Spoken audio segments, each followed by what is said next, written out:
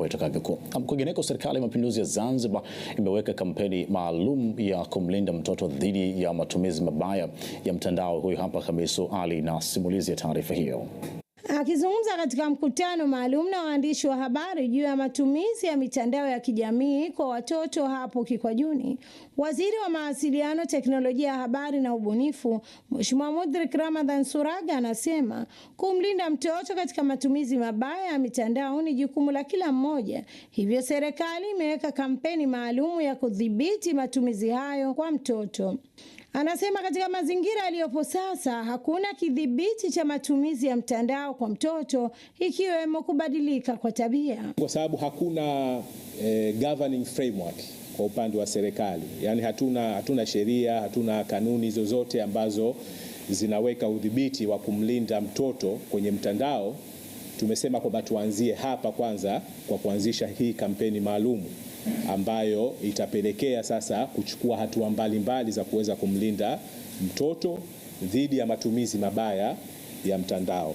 Mkurugenzi usalama wa mtandao na ulinzi wa taifa Khalfan Mohamed Othmani anasema elimu hiyo itatolewa kiwilaya, mkoa, skuli, madrasa na vikundi vya kijamii ili elimu hiyo kuwafikia walengwa ambao ni watoto walio chini ya umri wa miaka 18. Kwa tuna vikundi vya ambavyo tutashirikiana navyo vya jamii, ambavyo kuna vikundi ambavyo viko kwenye wilaya.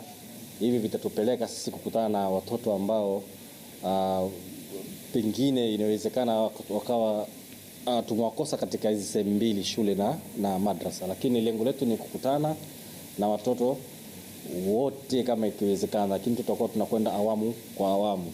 Mtaalamu wa usalama na makosa ya kidijitali Yusuf Kileo anasema 87% ya mmomonyoko wa maadili imesababishwa na utandawazi. Hivyo kampeni hiyo itasaidia watoto kujilinda na matumizi mabaya ya mitandao.